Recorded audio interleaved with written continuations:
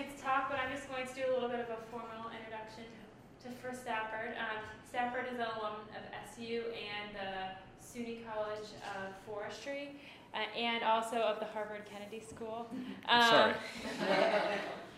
He's worked lived and worked abroad for the last 40 years, advising regional, national, and provincial governments, especially in relief and development programs, and he's currently the Humanitarian Affairs Advisor to the Kurdistan Regional Government.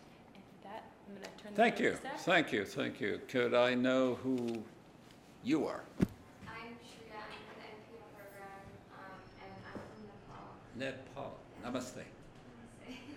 My name is Andrew. I'm too from the NPA program, and I'm a native of Syracuse. Syracuse, okay. So, My name is Alex. I'm from London in the UK.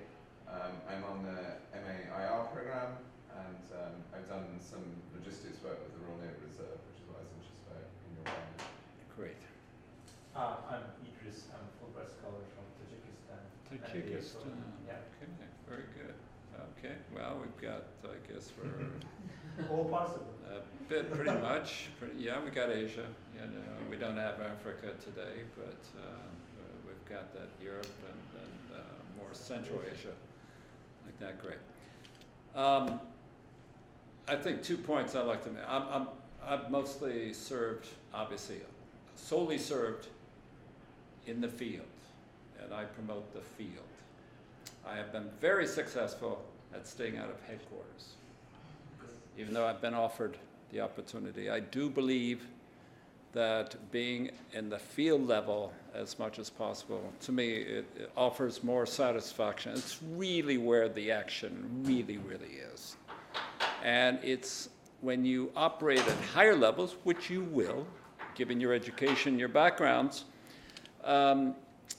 obviously everything you do will have an impact on people at the lowest level, and I think it is extremely important to have some understanding, and preferably a more in-depth understanding of what that field is all about. And of course, the only way to do that is to live and work in the field.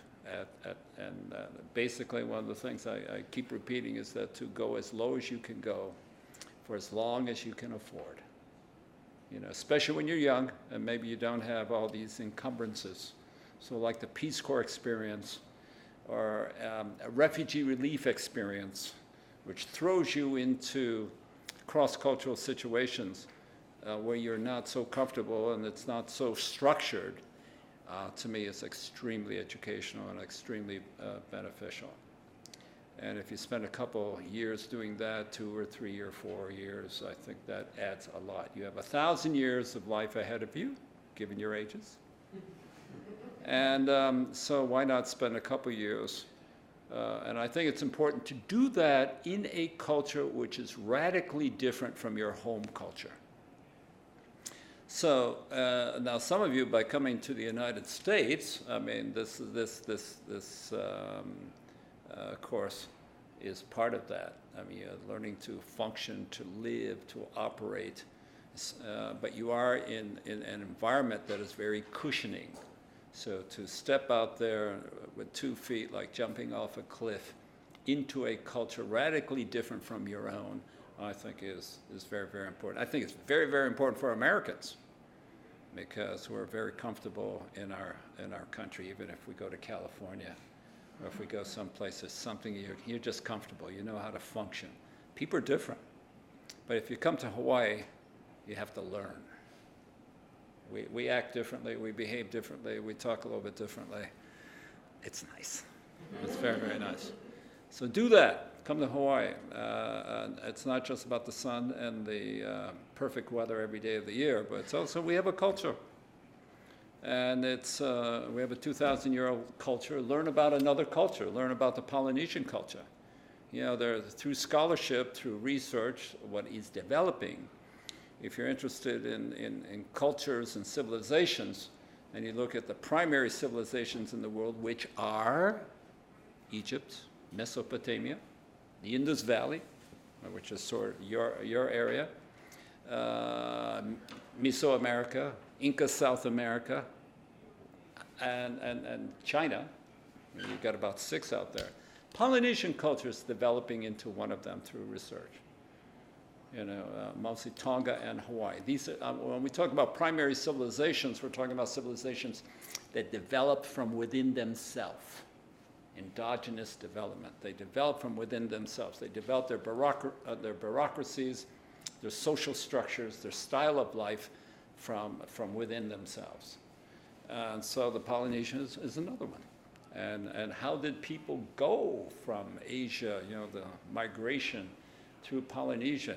How did they ever get to Hawaii, which is more than 2,000 miles from anywhere?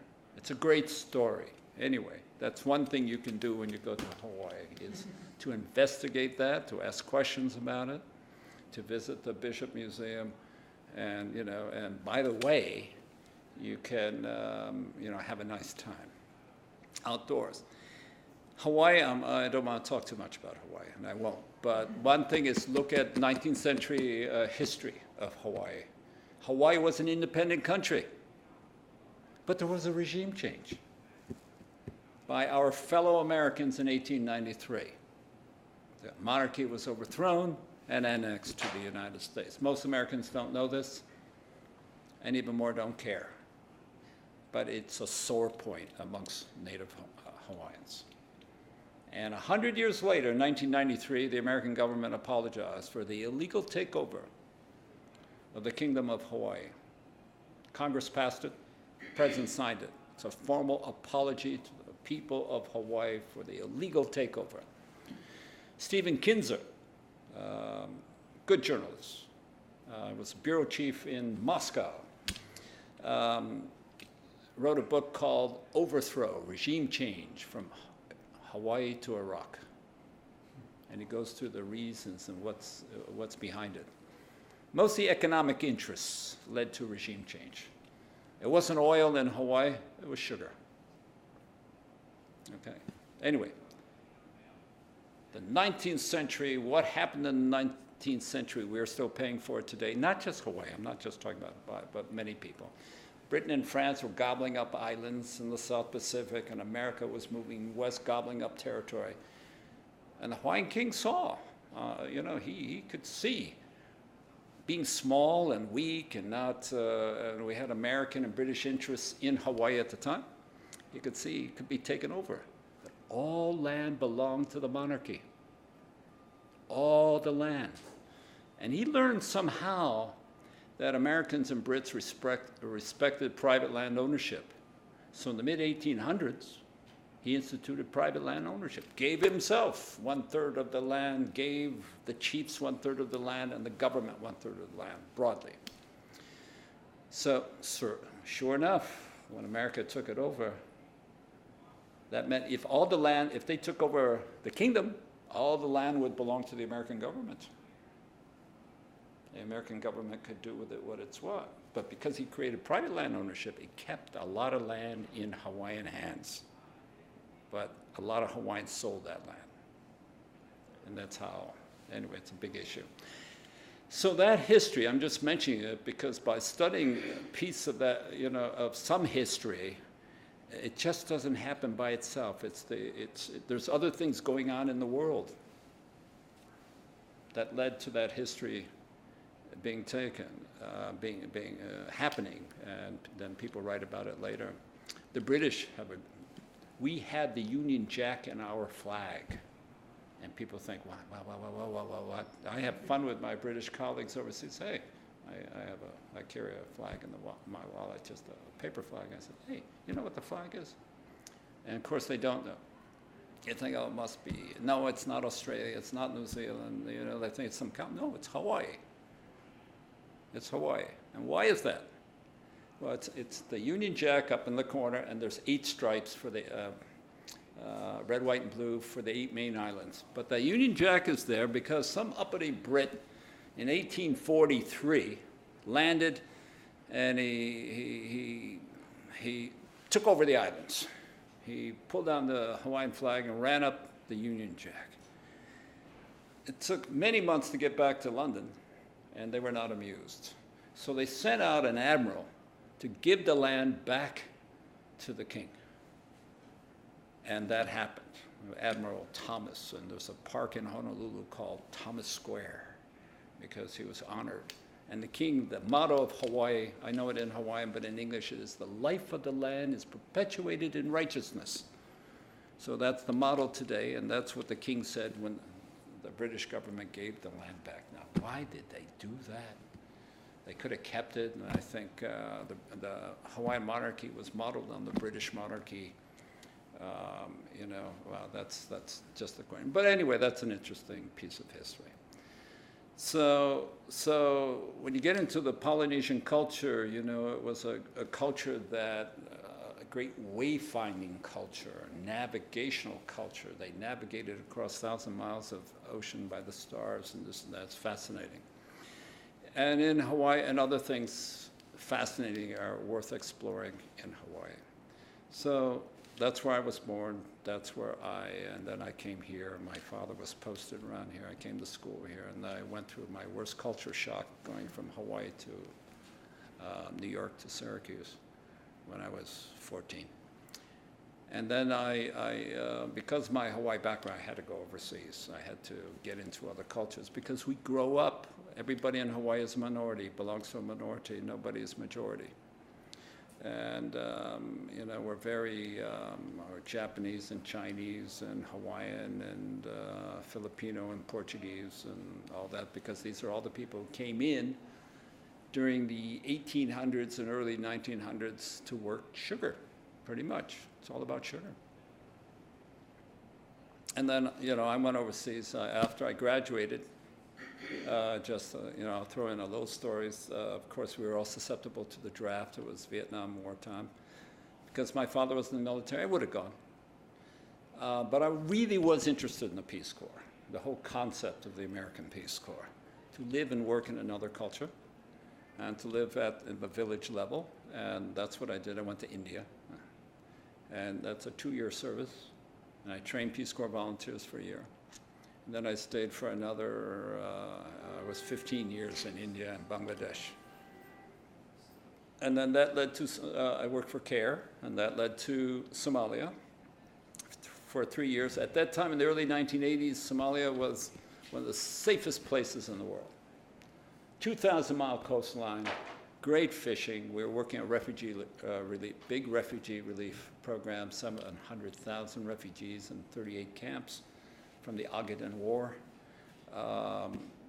We're working that. My children were 3 and 5. They started school in Mogadishu. There was the American Embassy School. There are many other things. We used to sleep on the beach, get a couple families, go sleep on the beach. It was a good time. Worked hard. Just got together. There wasn't much else to do in a place like Somalia. Somalis were, good, fun people at that time. They would not like to be called Arab. They would not like to be called African. They were Somali. And they had a language that was all their own. They're sort of like Ethiopians. They called themselves, they were members of the Arab League, so they could get money from the Arab League. And a 2,000-mile coastline, but they hardly fished. So, really, we used to have lobster almost every day if we wanted it. These are just part of the experiences. And we were there for 3 years, and we went to Bangladesh for 4 years, where we ran the largest food for work program. We built about 5,000 miles of roads a year through labor. 500,000 people would move dirt for 3 months and built 5,000 miles of farm-to-market dirt roads every year. And Bangladesh is quite a story.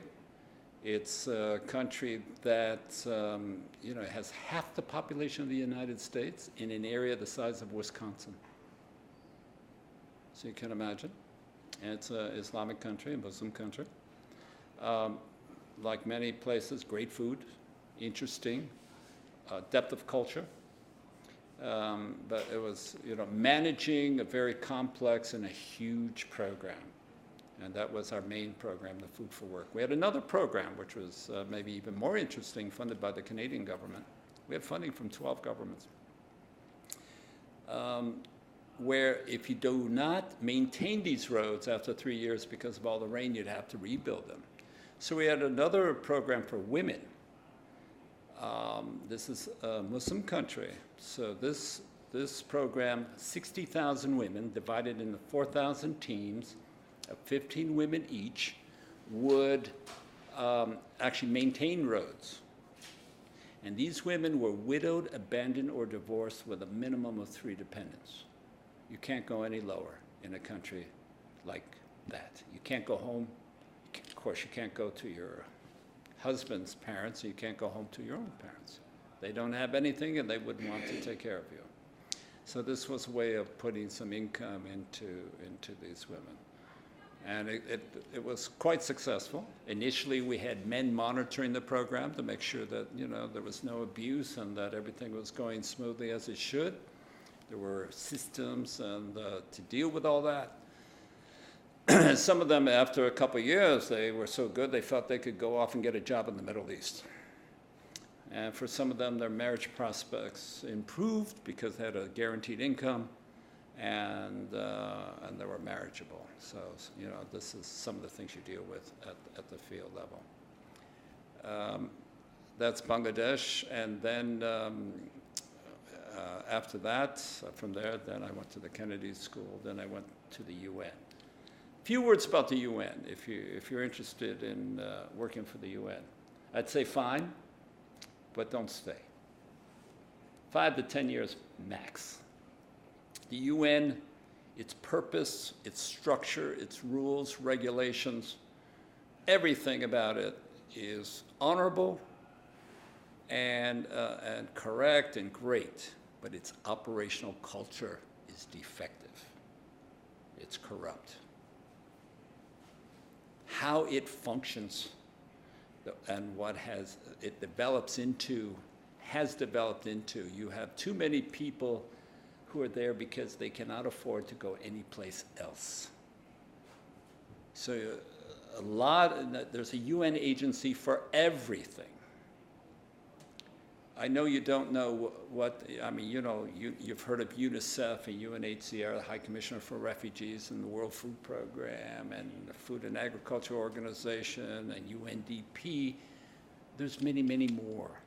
I know you don't know about UNOOSA, UNOOSA, UNOOSA.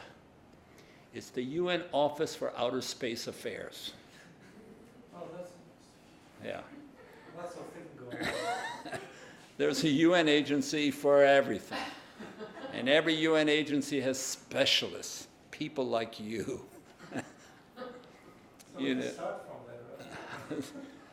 Right? I'd say, well, if you, like UNHCR, I work for UNHCR, and if you get into the refugee work at the field level, go, take it.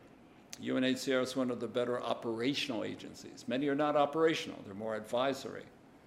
So UNICEF is somewhat operational. WFP, World Food Program, is operational, providing food to, you know, like refugee situations and whatever.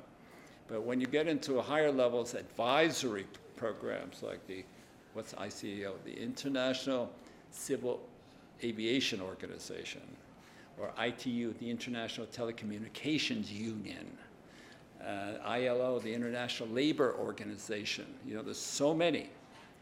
Now, when you look at it from benefit point of view, you know, the UN pays better than the US government. It's all tax-free. There's lots of privileges. They pay for education of children right through university level. They have all these allowances, hardship allowance, this and that and whatever. So once you're in the system, you know, there are people in the system who angle and calculate, well, where do they go next in order to get what? There's too much of that. It's hard to clean that up. If you're in it for, you know, 5 years at maybe more operational levels, I think that adds to qualifications. It is interesting. You meet some of the most interesting people. It is indeed international. The bureaucracy is killing. And I would strongly suggest, you know, putting a personal limit of like 5 to 10 years and have more confidence in yourself that you can do other things besides remain with the UN for 30 some odd years.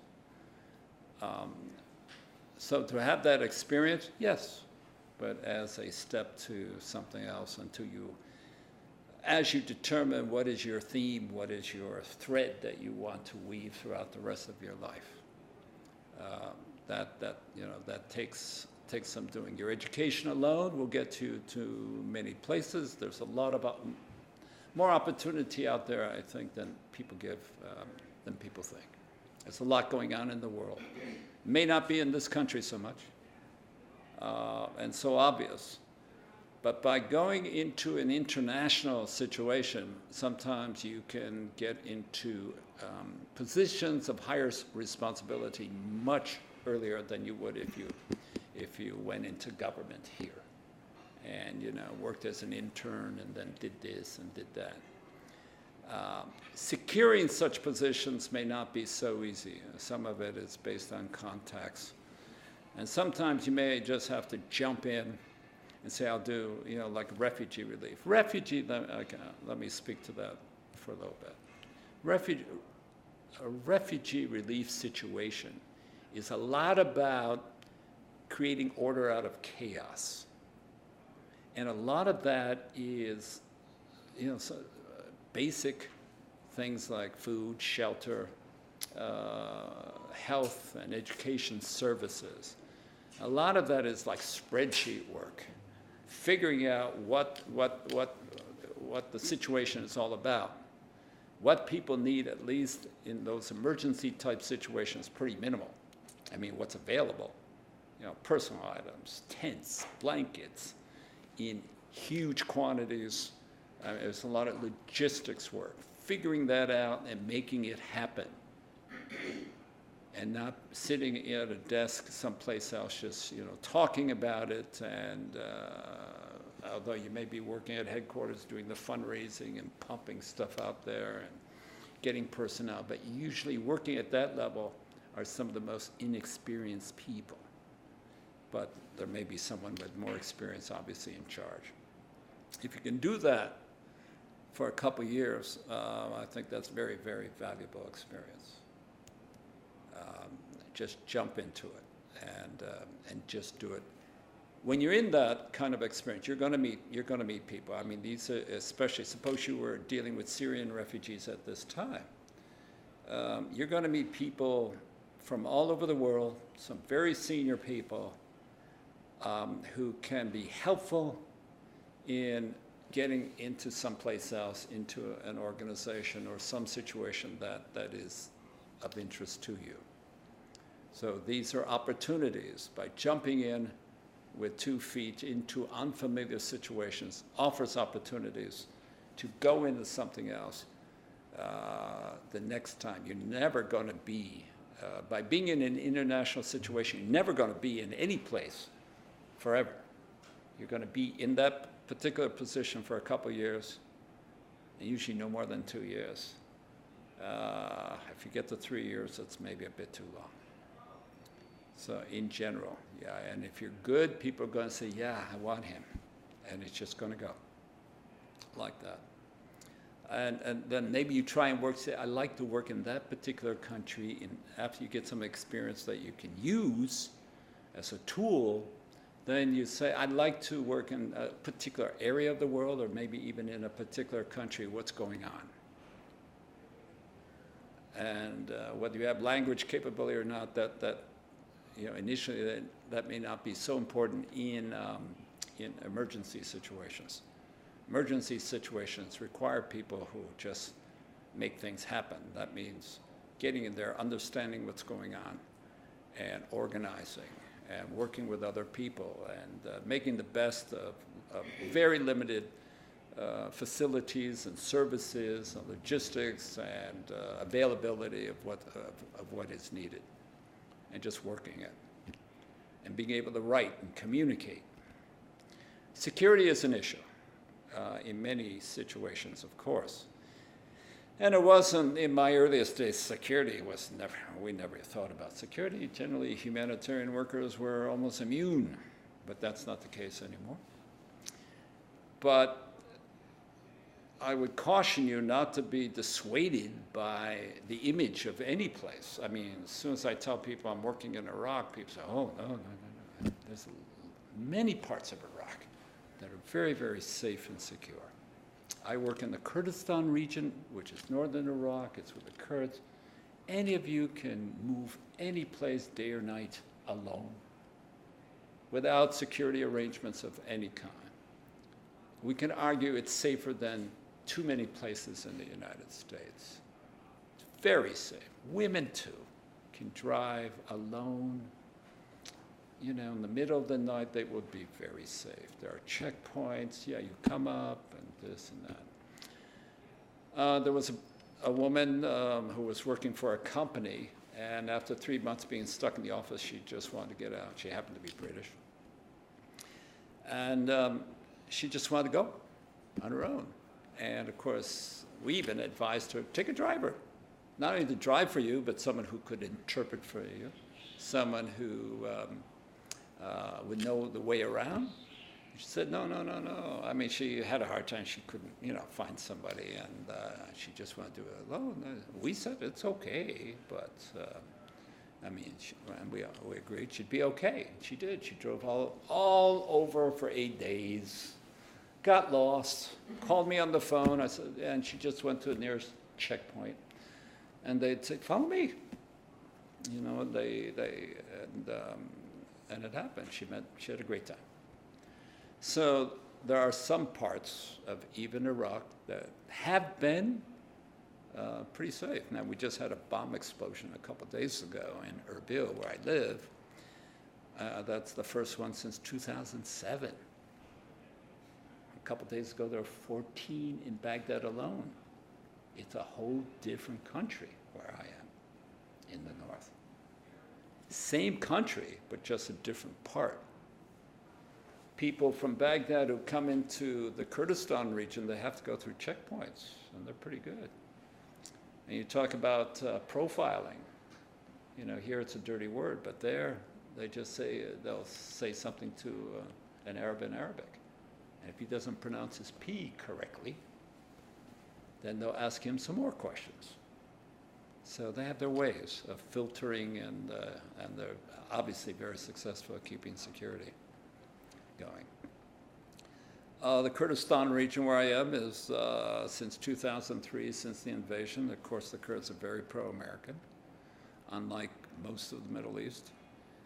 And that comes from the 1990s, a no-fly zone, protecting the Kurds. They developed a government of their own. In 1992, they had the first internationally observed elections in Iraq, regional elections, formed the government, parliament, which still goes to this day. There are many issues, serious issues, to be dealt with, but where they are today is there's a platform or a stage on which they can really build their own, it's a region. Maybe it'll become independent, an independent Kurdistan. That's not so important at this time, but it's a dream of every Kurd. But they have their own government, they have their own military, they are very personally secure, they're pretty much energy self-sufficient, and they're working on revenue. Of course, a lot of the revenue in Iraq, it's all oil, and Iraq may have the highest petroleum reserves in the world, perhaps even more than Saudi Arabia, because most of the country has not been explored, and the latest exploration technologies have not been applied. Already Iraq has the third largest reserves, but that is based on what is known. There's a lot that is not known. Gas. And building relations with Syria is right next door. We have about 200,000 Syrian refugees. Iran is on the other side of Kurdistan. And it's a very sophisticated, politically sophisticated country. Turkey's in the north, which has been a real problem in the past, but certainly no problem now. And in the south is Baghdad, the Baghdad government, which is a mess. And maybe the country will fall apart. Maybe it should fall apart. There was something recently, a couple of days ago, in the New York Times talking about these 5 countries could split into 14. And there's a map, and there's an article about all this, why it should be so. I mean, largely based on what's going on in Syria. I mean, where people for centuries have lived very well with each other. Christians and Jews and Muslims and Shia and Sunni live very well with each other. But politics enters into it, and then you have these severe, violent, vicious, fierce divisions. And that's what we live with today in the world. The Kurds are doing it really quite well. There's a lot of serious threats, but they're managing. I think the talent of the leadership is managing divisions. How do you manage your tensions and divisions? Because they exist. You can't erase them, they're there. There's political divisions, religious divisions, social divisions. How do you manage these? Keep everybody together. They know that if things fall apart in the north, they'll lose it all. And right now they have good security. They are thriving economically.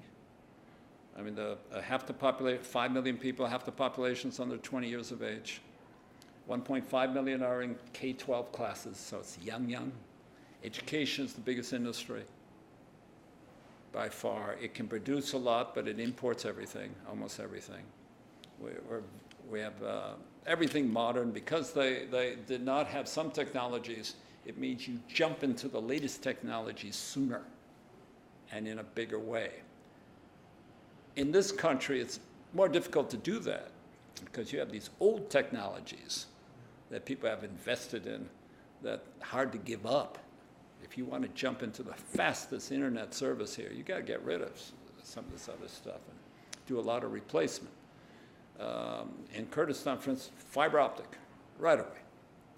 So they're laying all this, most modern airports, most modern shopping malls, the latest technologies are, because some of these technologies in even earlier forms did not exist. So all that is readily available. iPads, iPhones, and all this stuff, with these games, Nintendo and Xboxes, hey, kids have them. I mean, it's pirating stuff, so we have all the software for a couple bucks. All the latest movies, $2, DVDs. I mean, that's going to, obviously, as time goes on, there'll be a cracking down and intellectual property and things like that. But right now, pretty much everything is available. If it's not available, someone can arrange it within a week or 10 days from somewhere. People order from Amazon. There. So people have stuff. They have money, they have stuff. Obviously, there is a segment of the population which is not so well off, and they need to be paid more attention to. The quality of everything is there, but the quality leaves much to be desired. Quality of health services, everything's available, all the latest equipment. But you wouldn't want to have an operation because the system, you may have some of the top, best qualified, trained, American-trained physicians there, but the system that goes along with that person is not there yet. The nursing services, and everything, the diagnostic services is not there yet, but it's moving. So it's a highly dynamic, economically dynamic situation. Education, the strength is engineering and medicine, because that's much of the Middle East. Your high school marks determines the subject you study. If you have the highest marks coming out of high school, you do go to engineering or medical school. Your parents will not let you study international relations. They will not let you study economics or history, even though it's available in the universities, if you have the highest marks. No, you must. A lot is status and prestige. So that means we're short of social scientists who are equally important.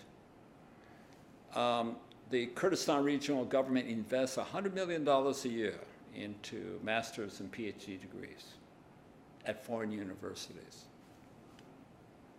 They pay for their students, I'm sure, more than any of you get. Everything. Generous living allowance, insurance, travel, tuition, of course, and everything. Government pays. They have to go back. There are, they have to go back. There's some obligations. But if they can get admission, they have to get admission themselves, government will pay. And it's only, I think there's a list of maybe, certain universities. They can't just go to any Podunk U and just to get out and have a good time someplace. They have to go to better universities. But most of them, the people who qualify who speak good English and who are better students are engineers and doctors. So what are they going to do? They're going to study computers and this and that. The social sciences are still not up there yet. They're generally weaker in English, therefore they do not qualify so easily. There are some we've had university fairs, American University, it's called Education USA, through the embassy, and they have fairs. So we've had fairs with about 20 American universities would be there, recruiting, with information, be able to talk and like that, and we've had about 3 of them so far. So it's an opportunity for students to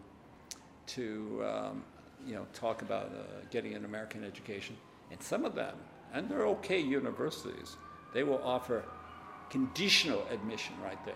That means, given their qualifications, they come, and within 1 year, they have to get their English up to a certain, maybe it's an extra year that they have to spend, but the government pays for that. So that there's this conditional admission, so when they get their English up to a certain level, then they get full admission. So that there are opportunities. Because of your backgrounds and what you're doing here, one of the weaknesses is that the government is not policy-oriented yet. They're really project-oriented. Oh, we need an airport, let's have an airport.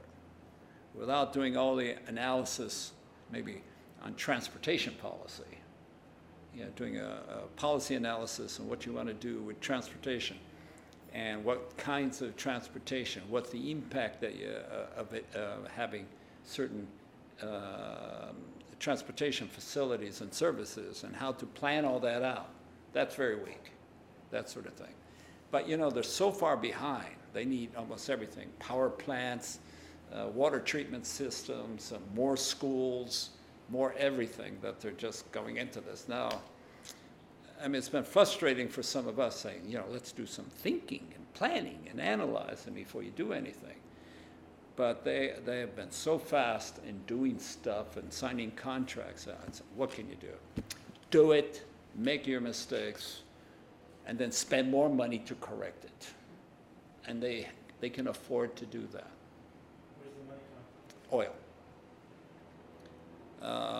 Now, Kurdistan alone, they have pursued oil separately from the central government. The central government doesn't like this. Central government believes that they should control the oil industry in the country. Kurdistan says, no, there's nothing in the Constitution gives us the opportunity and the right to pursue our own. So they've done it. And they have a oil policy or oil contracting system that has been very favorable to the biggest oil companies. We've got Gazprom, we've got Total, we've got Exxon, we've got Chevron, and we have others. When Exxon came in, wow, that just blew the door open. Baghdad was not amused, because Exxon was in southern Iraq, and they said, well, we'll cancel your contract. I think Exxon wants that to happen because it's a real problem operating in the rest of the country. Iraq has supergiant oil fields, some of the biggest in the world. And they have lots of gas. So it's not just about oil, it's gas. And where they're located, they could pipe it all the way to Europe through Turkey. And keep an eye on Turkey if you're interested in, all this. Turkey is going to be the transporter and the marketer. It has the potential of being the petroleum transporter and the petroleum marketer of the world, because all those pipelines go through Turkey, from the Caucasus, from Central Asia, from the Middle East, even from Saudi Arabia. They could all go through Turkey. It's the cheapest way of the transport. Israel now has gas. It'll go through Turkey. Other places, so you have all this energy going to Europe. And Iran, it could, in the future, it could come from Iran. So right now, Iran, you know, the big purchasers of petroleum products, India, and single most is India and China, because their energy needs are increasing tremendously. So India and China are getting the bulk of even Iraqi oil. But when you look at the future and you have all this energy flowing out of from the east, from the Middle East, from Central Asia, going through Turkey, and if Turkey can do things very, very efficiently, then they can also start managing the price. I mean, if you know anything about pricing of oil, when you put it on the ship, that oil that's on a ship is bought and sold many times before it gets to the other end. The cost of producing a barrel of oil in Iraq is like $6, because the oil is so shallow and is such high quality. By the time it gets to what it's paying, it's $100. So the production costs, a lot of the money is not made on top of the production, exploration, production. It's made on top of it's marketing. Okay, I can remember the late 1990s, oil went down to about $10 a barrel. So, you know, in the world because of supplies. Now, the U.S. is going to be oil sufficient, self-sufficient, energy self-sufficient in the near future. But India and China will still need tremendous oil from outside its own sources. So keep that in mind, but the role that petroleum plays in international relations, and the role of energy, the role that energy plays in international relations, because a lot of it is, you know, what it's all about.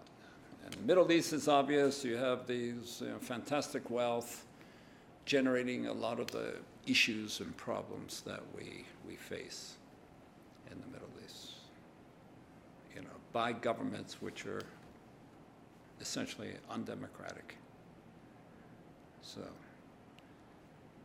what else may I touch on that you may be interested in? I want to give you some thoughts about minority rights and the way big organizations can play in. Minority rights? Yeah, because Yeah.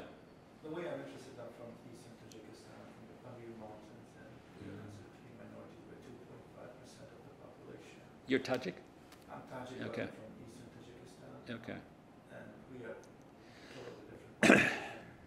And we see like the government basically abuses the Sure. minorities. We're not allowed to speak on TV, for example, in our own languages, which are considered to be endangered, but the government says, well, you guys have dialects, so you still have to learn the formal language, which is good, but it kills the Of course. the endangered language that we speak. Of course. Okay, let me just talk about my, the experience where I am. What the Kurds have done since 1992, Iraq has minorities, by the way. It has the oldest Christian communities in the world, amongst the oldest, you know, from the 1st or 2nd century. And they still speak Aramaic, a derivative of Aramaic. You know, and they write it and read it. That is their mother language, their home language. You have another Christian community, they are followers of John the Baptist. They are not Christian, and they are not Muslim. But they also speak, no, come on, I know these people. They'll come. Maybe in the 1990s, there were only about 30,000. They do everything in water. They marry in water. They baptize in water. They speak Aramaic also. Aramaic is a Semitic language, like Hebrew and Arabic. Okay, it's in the same family. Kurdish is not the Semitic language, and it's an Aryan language, Indo-Aryan language, maybe same as your language, and same family. Yeah, my language is basically, it's an old... Indo-Aryan? It's Indo-Aryan, it's Western Yeah. Iranian. Yeah. Okay. Old Western Kurdish is in the same family, like all North Indian languages. And then Arabic is a Semitic language, okay? I mean, one of the problems you have in this part of the world is Turkish is in a whole different family. Kurdish is in a different family. Arabic is in a different family. And if you take three people and they could only speak their mother tongue, and that's all they know, they cannot understand each other, even though they live next to each other. A Turk can not understand a Kurd or an Arab, if that's all they know. There's hardly any words that are similar. But a Tajik can probably understand a Kurd.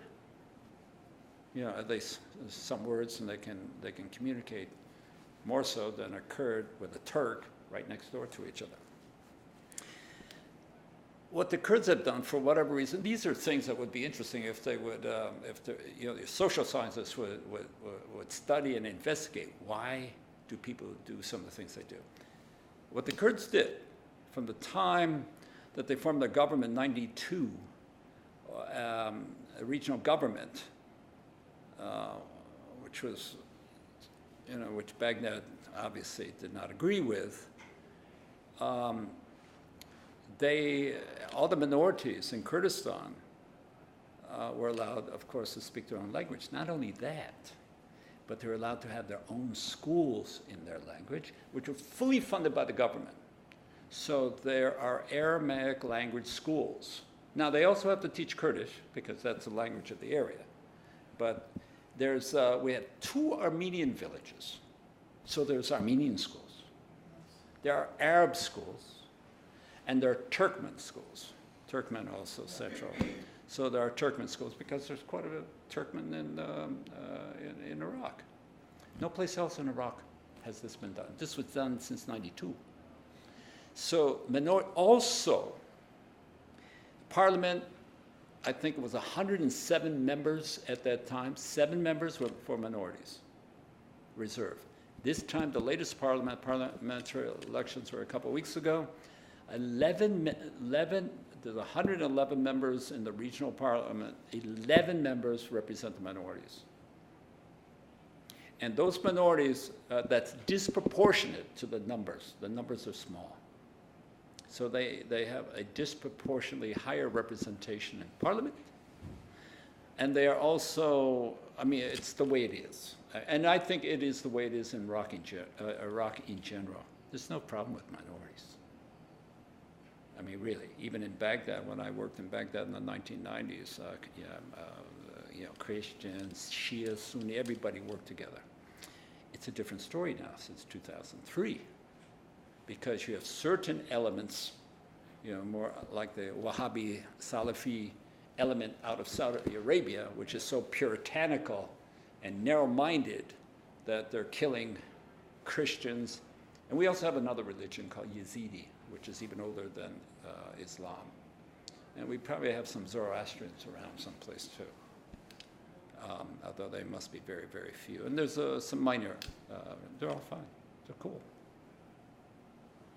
in Kurdistan. And so we do have people fleeing from other parts of Iraq into Kurdistan because they know they are safe, believe me. And it looks like the Christians are going to move their seminary out of Baghdad into Kurdistan. And this is really bad that they have to do that. But we have churches, we have mosques. At the same time, I must quickly insert that there are elements, of this Sunni, Wahhabi, Salafi, narrow-mindedness, anti-Christian, anti-this, and we also have that, but that's under control. And it's a minority. It's not really Kurdish, right, to be like that. We have the same problem. Yeah. Actually, in Tajikistan, we had a big bad basically Sufism because they started to preach against all the other religions within Islam. Yeah. Iraq had one of the most prominent Jewish communities in the world, in the whole Middle East. And some of the Jews who came out of that community are very prominent people. I mean, they're older today. I can't recall, but Baghdad in the 1940s was 40% Jewish. And they were prominent. I knew a woman, maybe in her 60s, when I knew her in the 1990s, she went to the Jewish school because it was the best school for girls in Baghdad at that time. By the way, the best school for boys was called Baghdad College. Started in the 1940s and was taken over by the government in 1969. And you meet people today who are so proud to have gone to that school. They speak so highly of that school. It wasn't a college, it was a secondary school. You know, if you know Ahmed Chalabi and Ayad Alawi and some very prominent Iraqis, they all went to that school, and that school was a boarding school and it had students from everywhere, including Christians. I know a few who went there. And today when you meet them, they're so proud to have attended that school. And it was Baghdad College, and the people who taught there were American Jesuits. And they have this reunion in Boston, you know, every few years or so. There's a great, if you know anything about Anthony Shadid, was a great journalist in the Middle East who died in Syria a few years ago. He died of an asthma attack. He had a problem. A wonderful, really the greatest journalist. I mean, he really wrote about the impact of conflict on families. And he was New York Times. I think originally, yeah, he was Washington Post, and he went to New York Times. He got all sorts of awards and everything. And after he died, people said he was the journalist. He wrote a great piece in a literary journal, Granta, if you know Granta journal, on Baghdad College, and the impact it had on education in Iraq for some of those very prominent leaders until the Ba'ath Party took over, the Ba'ath Party of Saddam Hussein, and decided to, you know, do it their way. I happen to know, I mean, a good friend of mine is 80 years old. He went there. And then he went to St. Louis University, I think another Jesuit in Missouri. And then he went back and in 1950 started working in Iraqi oil and grew up with Iraqi oil. And now he's an advisor in Kurdistan on oil, you know, with all that experience. And he was a geophysical engineer, whatever you call them. So, yeah, minorities in general. My impression in the Middle East, when there is democratic type elections, what comes out of that is an attitude of winner take all. Majority dominates, minorities lose. What has urged the Kurds to do it differently? We can speculate, but this is what would be interesting for people to examine. Why do they do this differently? It may be good politics for them to have done it differently in order to, because at the time they did this, the world, they were beholden to the rest of the world for their own protection and for their own future. So maybe they did it for those reasons. But no, it is part of the culture. I worked for the deputy prime minister who was killed in a terrorist attack in 2004. And I remember he saying, Christians, he's Muslim, obviously. I mean, you know, Kurds, mostly Muslim, Shia and Sunni. Mostly Sunni, but also there's some Shia Kurds. He said, Christians, they are our cherished people. I remember him telling me, they're our cherished people. Many of the people working around him were Christian. So you have Christians in government, you have them in parliament. Not too long ago, the finance minister in the Kurdistan regional government was a Christian.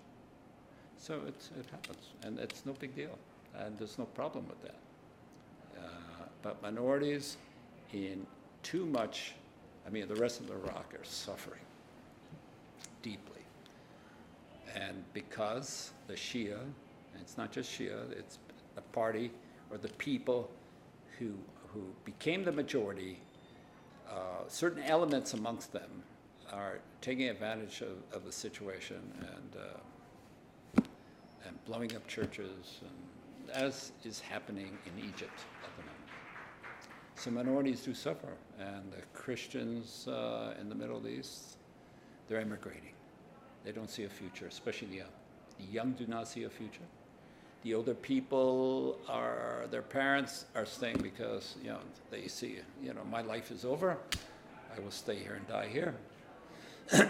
But the young people see no future, and they're leaving. Others, Sabians, Mandaeans, that's the group of followers, the followers of John the Baptist, who are not Christian, they're not Muslim. The Sabian, S-A-B-A-E-N-S, or the Mandaeans. You can Google and learn more.